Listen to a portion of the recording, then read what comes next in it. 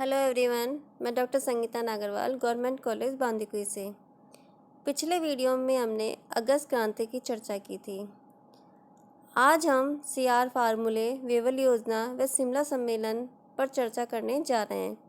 लेकिन CR formula, Wavell योजना और शिमला सम्मेलन को जानने से पहले हम 1942 के बाद भारत की स्थिति का अवलोकन कर लें। उस समय भारत का राजनीतिक परिदृश्य क्या था, वह अन्य और दृष्टिकोणों से भारत की क्या स्थिति थी, यह जानना हमारे लिए बहुत ज़रूरी है।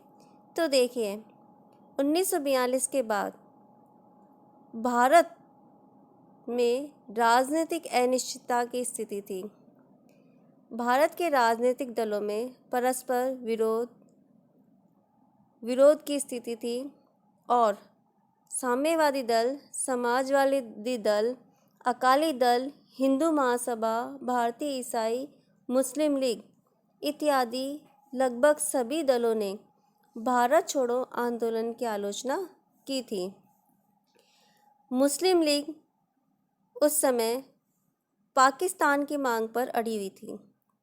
मुस्लिम लीग अब किसी भी सूरत में पाकिस्तान से कम कुछ भी लेने को तैयार नहीं थी।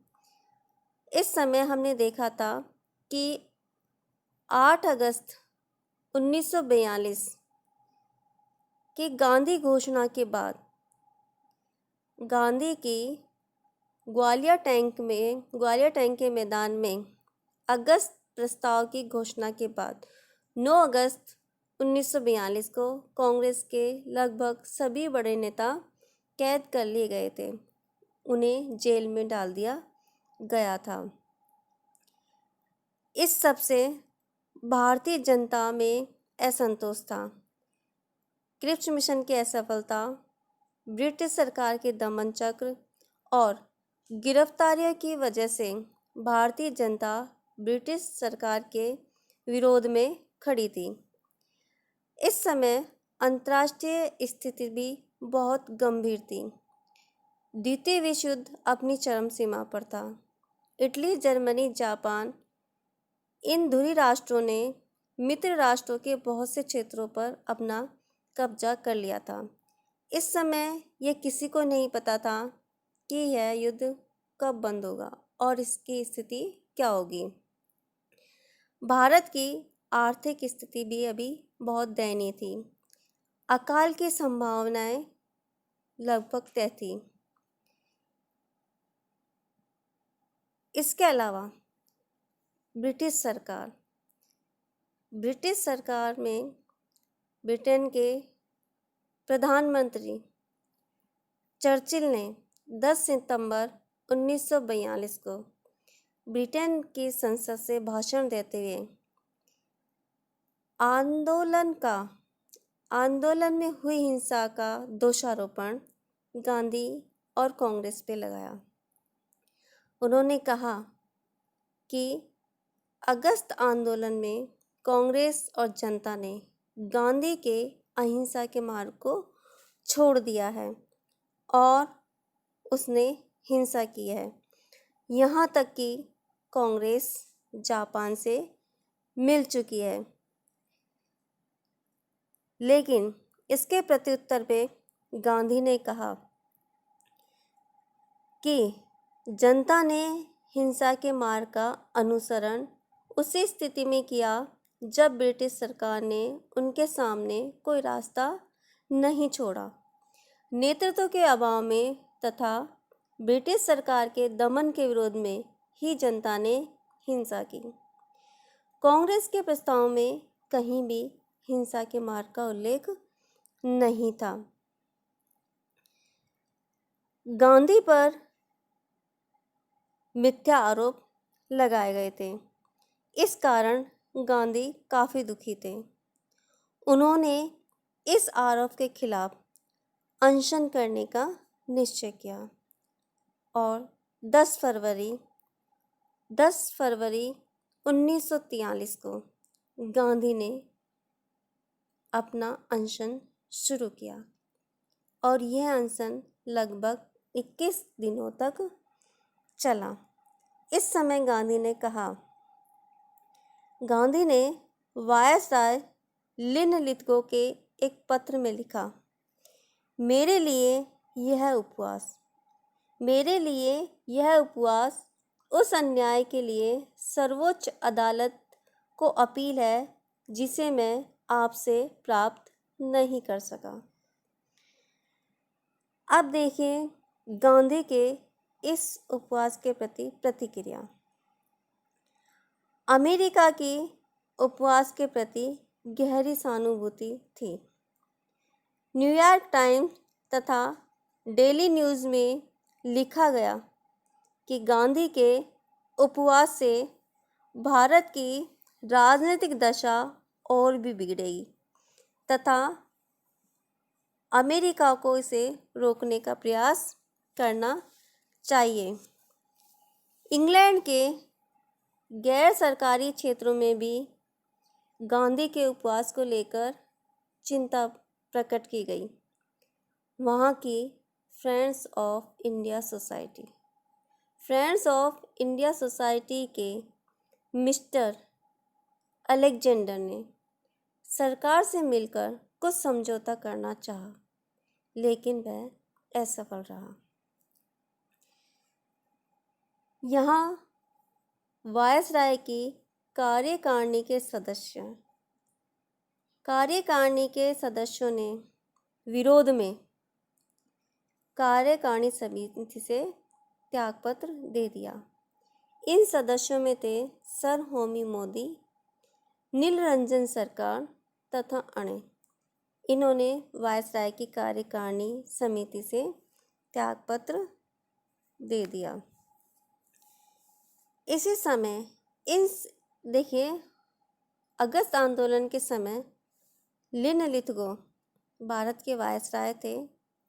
अब अक्टूबर 1943 में भारत के नए वायसराय चुने गए लॉर्ड वेवल भारत के नए वायसराय बनकर भारत आए। अपनी नियुक्ति के कुछ समय बाद ही उन्होंने घोषणा की थी कि मैं अपने थैले में बहुत सी चीज़ें ला रहा हूँ। लॉर्ड वेवल ने इस बात का स्पष्ट संकेत दिया कि वह अपने साथ भारत की राजनीतिक समस्या का समाधान लेकर आ रहा है, लेकिन उसने अपने थैले को 14 जून 1945 तक नहीं खोला। शायद वो भारत की स्थिति का अवलोकन करना चाह रहे थे। इन्हीं परिस्थितियों में 1 मई 1944 को महात्मा गांधी को उनकी बीमारी के कारण कारागार से मुक्त कर दिया। अब देखिए इन सब परिस्थितियों में जब लॉर्ड वेवल भारत के वायसराय बनकर आए और उन्होंने भारत के राजनीतिक गतिरोध के समाप्त करने की बात कही और कहा कि मैं अपने थैले में बहुत सी चीज़ें ला रहा हूँ, लेकिन फिर भी उन्होंने 14 जून 1945 तक अपना कोई प्रस्ताव या योजना जनता के सामने नहीं रखी और भारत की राजनीतिक परिस्थितियाँ लगातार बिगड़ती जा रही थी। ऐसी स्थिति में कांग्रेस के वरिष्ठ नेता ऐसे राजनीतिक गतिरोध की स्थिति में एक प्रयास राजगोपालाचार्य जो कांग्रेस के वरिष्ठ नेता थे उन्होंने भी किया। राजगोपालाचार्य मद्रास प्रांत के प्रभावशाली नेता थे। भारत में राजनीतिक गतिरोध और भारतीयों की आपसी फूट का उनको अच्छे से पता था। उनको पता था कि मुस्लिम लीग ने 1942 के आंदोलन में सरकार का साथ दिया है और वह पाकिस्तान की मांग पर अड़िग है। इस स्थिति में यह प्राय स्पष्ट सा लग रहा था कि बिना मुस्लिम लीग से समझौता किए भारत राजनीतिक गतिरोध का कोई समाधान असंभव है। इस हालत में उन्होंने एक प्रस्ताव कांग्रेस के सामने रखा। अप्रैल 1942 में उन्होंने खुले रूप से पाकिस्तान के आधार पर मुस्लिम लीग से समझौता करने की बात कही थी, क्योंकि वे मानते थे कि मुस्लिम लीग से समझौता करना वक्त की मांग है। लीग पाकिस्तान की मांग पर अड़ी हुई है और यह स्पष्ट था कि लीग से समझौता किए बिना भारतीय राजनीतिक गतिरोध को दूर नहीं किया जा सकता। लेकिन अप्रैल 1942 में उस समय कांग्रेस ने राजगोपालाचारी का प्रस्ताव अस्वीकार कर दिया। इससे नाराज होकर राजगोपालाचारी ने कांग्रेस कार्यकारिणी से वो अलग हो गए। लेकिन अगस्त आंदोलन के समय जब अधिकांश नेता गिरफ्तार हो चुके थे और भारत की अन्य परिस्थितियां भी अनुकूल नहीं थी, तो उन्होंने अपनी योजना पर फिर एक बार विचार किया। इस समय तक लॉर्ड वेवल, जो भारत के नए वायसराय बन चुके थे, उन्होंने भी अपनी योजना प्रस्तावित नहीं की थी। और हम ये भी बता चुके हैं कि 1 मई 1944 को गांधी जी को रिहा कर दिया गया था। अतः राजगोपालाचारी ने हिंदू मुस्लिम विवाद को समाप्त करने के लिए 10 जुलाई 1944 को एक फार्मूला गांधी के सामने रखा। इस फार्मूले का उद्देश्य देश की सांप्रदायिक समस्या को सुलझाना और स्वतंत्रता के लिए एक साथ लड़ाई लड़ना था। अब देखिए राजगोपालाचारी का यह प्रस्ताव क्या था। इस प्रस्ताव में कांग्रेस और लीग के लिए क्या क्या प्रावधान थे और इस प्रस्ताव के प्रति या इस फार्मूले के प्रति लीग, कांग्रेस और गांधी की क्या प्रतिक्रिया थी। क्या यह फार्मूला सफल हुआ या यह भी अन्य योजनाओं की तरह विफल हो गया। इसकी चर्चा हम अगले वीडियो में करेंगे। नमस्कार।